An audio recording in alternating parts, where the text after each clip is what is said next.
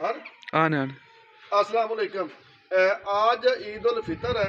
तमाम दोस्त भाइयों को दिली तौर पर ईद उल फितर मुबारक। हमारे भाइयों का ना एक गिला होता है, भाई ईद आए, शबरात आए, फौतगी आए, खुशी आए, गमी आए, हमें अपने काम से छुट्टी नहीं मिलती।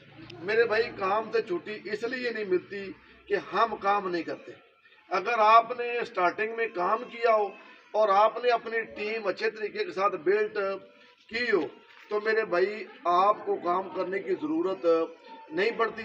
आज ईद है, मैं जिस तरह आपके सामने बिल्कुल खड़ा हूँ, हल्फन बात है कि जब ईद पढ़ने गया हूँ तब मैंने कपड़े पहने हैं और तकरीबन शाम तक मैं इसी पोजीशन में बाहर ना अपनी बैठक में जहाँ दोस्त अहबाब आते हैं वहीं बैठे रहेंगे। मैंने कपड़े चेंज नहीं करने।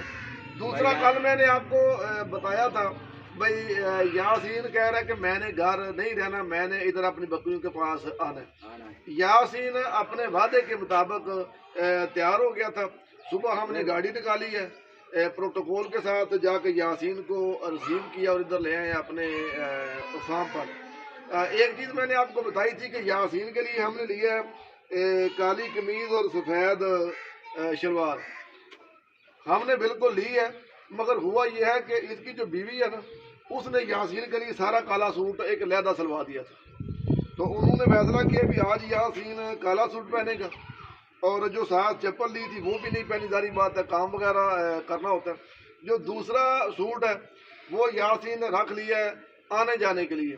असी पेंडू बंदे हैं ते साडा एक तरीकाकार होंदा है, जिहड़ा कोई वल सूट होंदा ना चंगा, वो असीं रख छड़ने, चलो चंगी माड़ी ते जा के आण जाण ते पांगे।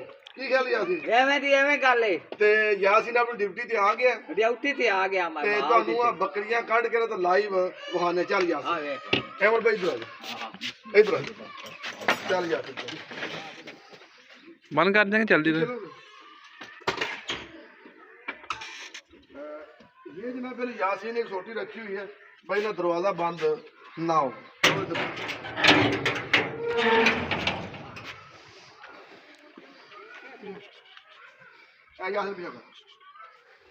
बकरियां आपको निकाल के ना लाइव दिखा देते हैं।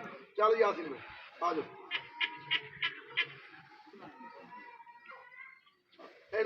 चलो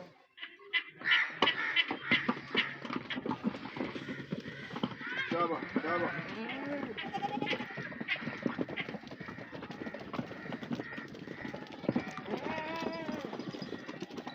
हाँ जी, पूरियां गया नहीं